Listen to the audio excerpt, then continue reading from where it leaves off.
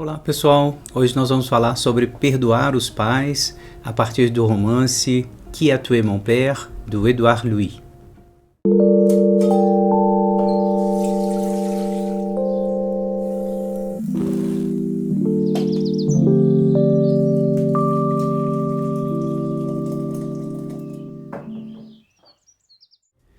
Pessoal, eu acabei de ler esse livro aqui, Qui a tué mon père, do Édouard Louis. Eu comprei pelo Kindle. Vou comentar um pouco da história do livro. Vai ter spoiler, então para quem quiser ler o livro antes, pula o vídeo aí, depois vocês voltem aqui para ouvir, então vai ter um pouco de spoiler. Mas eu não quero focar no livro, eu quero falar sobre um tema que aparece na clínica, que me fez pensar muito a partir da leitura do livro. Aparece na clínica de vez em quando situações familiares nas quais as pessoas, os pacientes, eles precisam se separar dos pais porque é muito tóxico, é muito violento, é muito agressivo. São relações muito violentas, são relações que não funcionam. E essas pessoas têm, de maneira geral, dois grandes destinos, De fato, eles se separam e perdem contato com os pais. É um destino, pelo menos na minha clínica, mais raro. É difícil, efetivamente, essa separação total. Ou um outro destino que é tentar encontrar um modo de conviver, mas sempre com essa toxicidade, essa toxidez presente aí, na relação com os pais. Ao longo do tempo, essas pessoas tendem, ao longo da análise eu digo, tendem a perdoar os pais no sentido de compreender melhor um pouco a história desses pais. Por que eles foram tão violentos? Por que eles não conseguiram amar? Por que eles foram tão loucos? Por que essa mãe foi tão agressiva? Por que esse pai foi tão incapaz de dar afeto e acolher o seu próprio filho? Enfim, essas pessoas de alguma maneira começam a dar sentido para a história do seu trauma a partir da história do trauma dos pais delas. E isso, de alguma maneira, possibilita um tipo de perdão. Talvez até por conta da velhice dos pais, um pouco da fragilidade, um pouco de um desamparo que a velhice vai trazer, esses pais estejam um pouco mais disponíveis para uma aproximação, para um certo tipo de reconciliação, talvez. Mas, de maneira geral, é interessante pensar a partir dessa história do Édouard Louis, como que essa lógica do perdão, da reconciliação, pode acontecer a partir da psicanálise e o que ela significa. Vamos conversar um pouquinho sobre o livro e tentar pensar nisso juntos aqui nas conversas virtuais sobre a psicanálise. Vocês estão num projeto de extensão da UFMG, uma universidade pública, gratuita e de todos nós. Se você está gostando desse projeto, desses vídeos gratuitos e abertos, extensão universitária, de divulgação de pesquisas, ideias, da teoria psicanalítica, apoie esse projeto. Basta curtir, compartilhar, comentar. Se vocês quiserem contribuir mais ainda, sintam-se à vontade para fazer o Pix, que está aí na descrição do vídeo, ou para se tornar membro do canal, com simples apoio ou em níveis superiores, de tal maneira participar também do seminário clínico.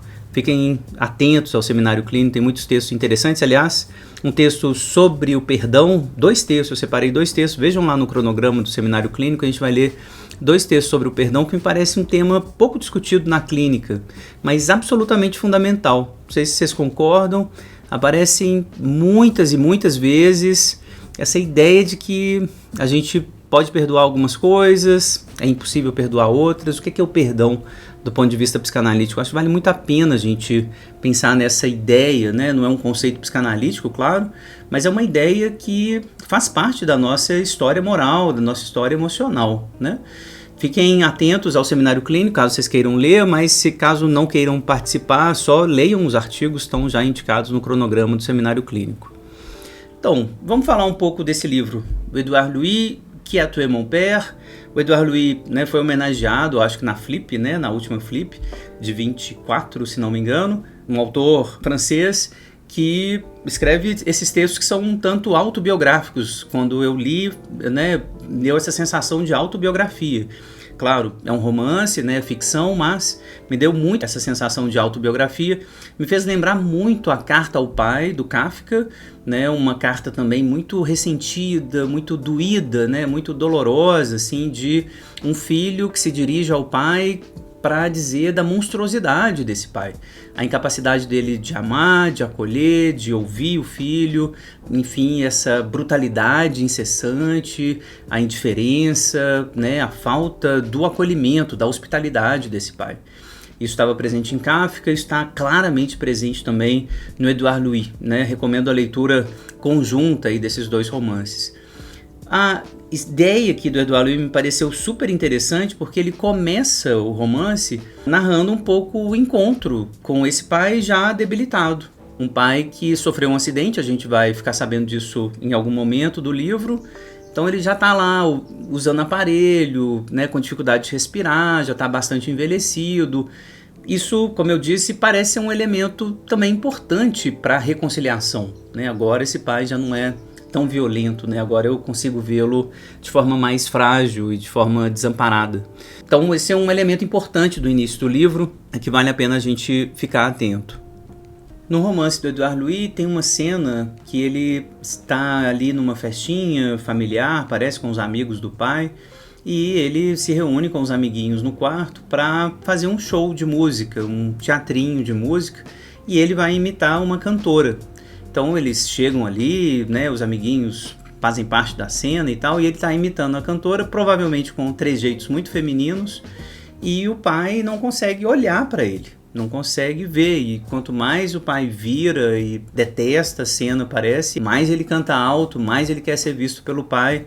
É uma cena terrível, né? Esse pai que vai beber, que vai xingar, enfim, que vai sempre, de alguma maneira, acusar a homossexualidade como algo próximo, assim, da ruína da França, né? Os estrangeiros e os homossexuais, são eles que causam a ruína da França. Então, um pai muito machista, homofóbico, provavelmente o Edouard Louis tenha sido uma criança com trejeitos femininos, né? Um menino com trejeitos femininos. Não sei se ele é gay, se ele é um homem gay ou não pesquisei isso, mas me parece que a história passa um pouco por isso, assim, pela homofobia insuportável do pai, essa coisa muito agressiva, e essa cena é uma cena que me chamou a atenção.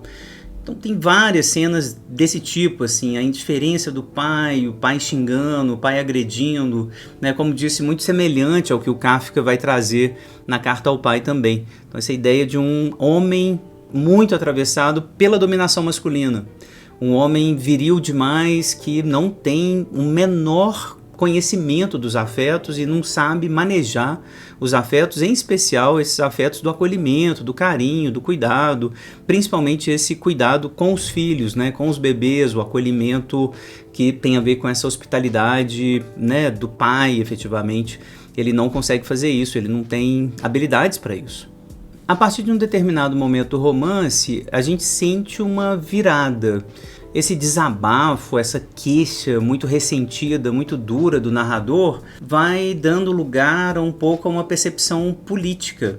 Então, esse pai, em determinado momento, vai sofrer um acidente, me parece numa fábrica, e vai ficar muito mal, né? Parece que afetou a coluna, parte do corpo foi esmigalhada, por assim dizer, então ele vai ficar mal mesmo e vai precisar muito dos apoios políticos, né? As aposentadorias, enfim, médicos, serviços públicos da França, etc.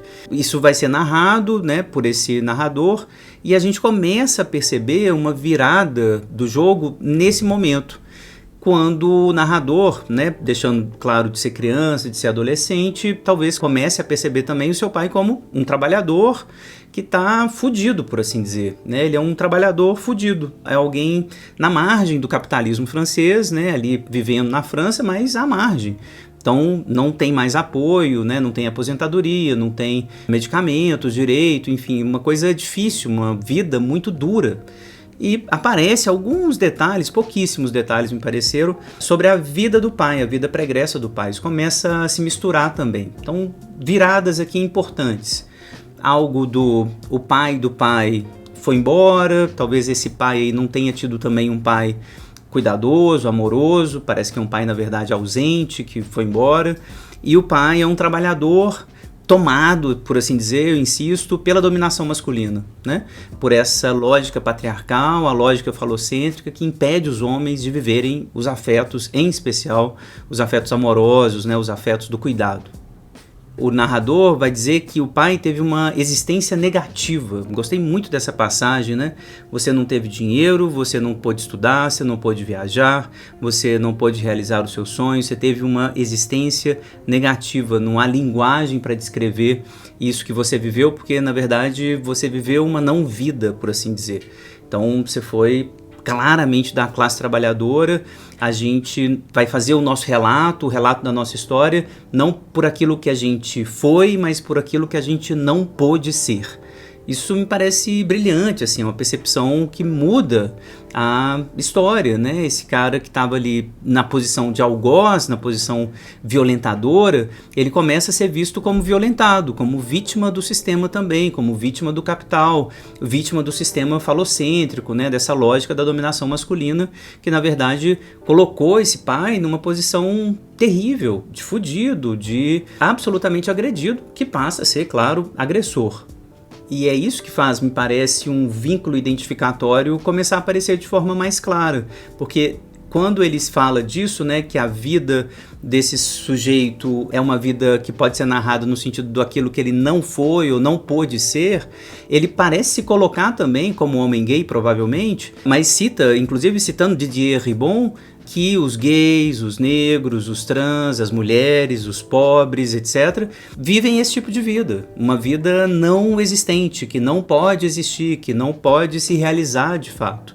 Então parece que aí tem um vínculo identificatório que começa a dar as condições de possibilidade para o que pode ser o perdão. Mas para o final do livro, a gente tem a sensação de que a história vai ficando cada vez mais política. Nomes como Macron, Chirac, Sarkozy, né, os primeiros ministros da França, as políticas de Estado, os ministros de Trabalho, o ministro da Saúde, esses nomes começam a aparecer e fica claríssimo assim, que o narrador vai dizendo que são esses caras que mataram meu pai, não eu que devia matar, né, queria me vingar do meu pai, né? Então o título do livro tem a ver com isso, né? Qui a tué mon père? Quem que matou o meu pai? Eu que gostaria de ter ido lá matá-lo, né, me vingar dele, apesar das pouquíssimas cenas, né, nas quais, por exemplo, ele é defendido pelo pai numa delegacia, numa cena banal, onde ele é acusado de alguma coisa na escola, me parece, e aí o pai vai lá e defende ele. É muito raro essa cena assim, do pai olhando, acolhendo, né? Ou numa cena onde o pai, por exemplo, acelera o carro e ele adora ver o carro acelerar e, né, ter essa emoção junto com o pai, um momento onde ele ri junto com o pai. Pequenos momentos que talvez seja uma pequena base para esse perdão que vai vir. Parece vir, pelo menos. Então a sensação é essa, assim, a política vai entrando no jogo, no sentido de também situar esse pai como um fudido. Insisto nesse termo.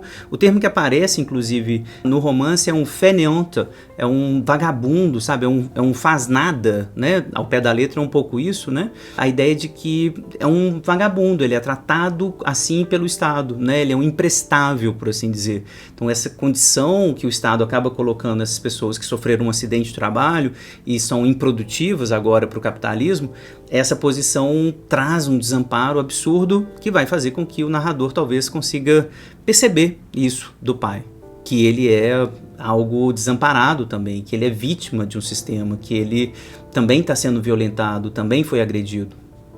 São as crianças que transformam os pais, não o contrário.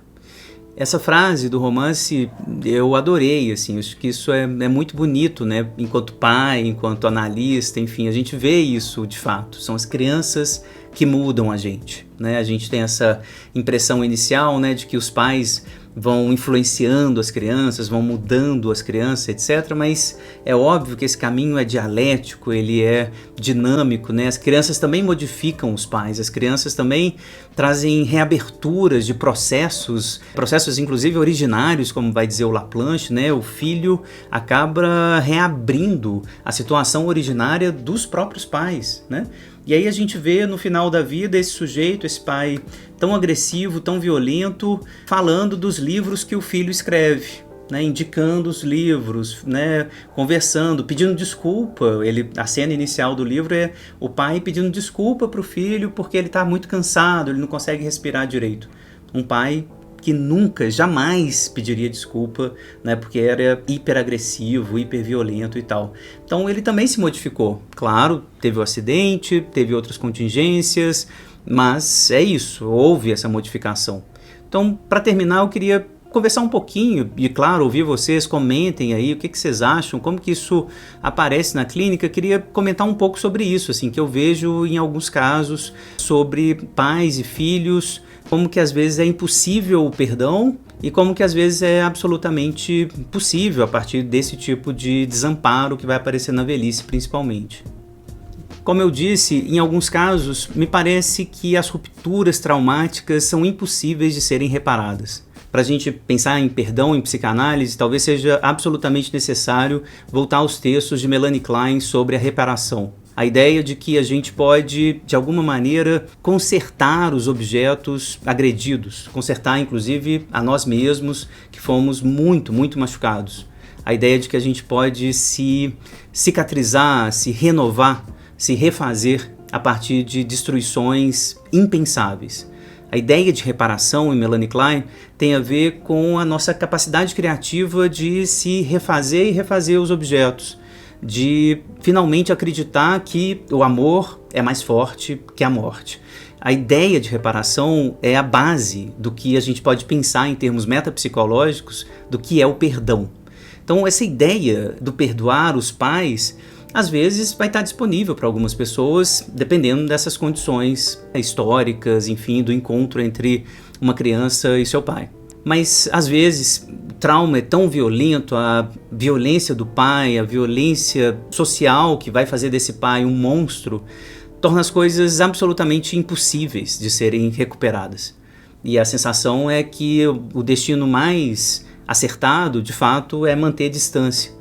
Porque sempre que essas pessoas vão se aproximar dos seus pais, eles voltam destruídos de novo. Os pais não estão abertos a nenhum tipo de conciliação, a nenhum tipo de reparação, a nenhum tipo de acolhimento. Sempre que eles voltam numa nova tentativa, cheia de esperança de se encontrarem de novo, é apenas veneno, dor, agressão, violência, aquilo que a própria Melanie Klein vai descrever em termos, né, das defesas esquizoparanoides como ataques absolutamente cruéis, impiedosos. Mas existem outros casos onde essas contingências da vida, o envelhecimento, algum acidente, o amadurecimento dos próprios pais, dos filhos também, vão encontrando um meio termo, por assim dizer. Eu suporto os meus pais, tenho alguma gratidão, outro termo fundamental em Melanie Klein, alguma gratidão, algum desejo de retribuição, desejo de ajudar, um desejo de reparar esse objeto destruído e destruidor, que me faz ainda continuar apostando na relação com a minha mãe, com meu pai, apesar do traumático, apesar da violência absurda que esses pais fizeram a criança passar e sofrer. Há, por assim dizer, então, vários encaminhamentos possíveis para a gente pensar numa relação traumática com os nossos pais, né? Às vezes vai ser a separação de fato e o distanciamento terapêutico e a falta efetivamente do encontro. Outras vezes um pouco meio termo de ir lá tomar um café, né? Fazer as visitas mais curtas, tentar circunscrever sobre quais assuntos a gente vai conversar, a gente vai encontrar em quais termos, né? E muito mais raro, na minha experiência clínica, queria ouvir vocês, a partir dessas experiências muito traumáticas, muito violentas, a saída mais rara é realmente uma reconfiguração, por assim dizer, um rearranjo. Agora o meu pai consegue efetivamente ser carinhoso, ser cuidadoso. Às vezes isso pode acontecer, sei lá, com o nascimento de um neto. E aí finalmente aquele pai que era tão duro, tão violento, pode amolecer, pode ficar tranquilo, pode ficar mais amoroso, mais aberto aos seus afetos. Então isso também é uma contingência interessante, por exemplo, os netos chegando. Então era isso que eu queria dizer para você, gente, assim, a partir dessa leitura desse romance, queria efetivamente indicar esse romance também, A Carta ao Pai. Detalhe importante que eu esqueci de dizer, mas que eu acho importante de lembrar, no Kafka a gente não vai ter esse desvio para o social, né? A sensação que eu tenho ao ler Kafka é que esse social vai ser depreendido muito pelo leitor, né? Mas na Carta ao Pai, por exemplo, a gente continua na queixa, no ressentimento melancólico, sem perceber que aquele pai também é monstruoso por conta das monstruosidades que caem sobre ele. A gente fica, por assim dizer, restrito a uma relação pessoal, interpessoal entre pai e filho. Aqui no Edouard Louis, a gente tem nitidamente a sensação de que os jogos políticos estão fazendo parte do perdão, da compreensão mais ampliada, né, do que foi essa relação afetiva entre um pai e um filho. Então, enfim, é uma leitura que a gente pode fazer em conjunto até para a gente tentar comparar, né, na clínica como que isso vai aparecer e como que muitas vezes essa ampliação de sentido ajuda na reparação, na compreensão. Essa foi a minha ideia quando eu li Qui a tué mon père, do Edouard Louis, livro que eu recomendo muito. Muito obrigado a vocês que me acompanharam até aqui. Mais uma vez eu peço para vocês compartilharem, comentarem, curtirem, clicarem no sininho, enfim, apoiarem o projeto da maneira como vocês preferirem. E eu espero vocês no próximo vídeo. Até lá!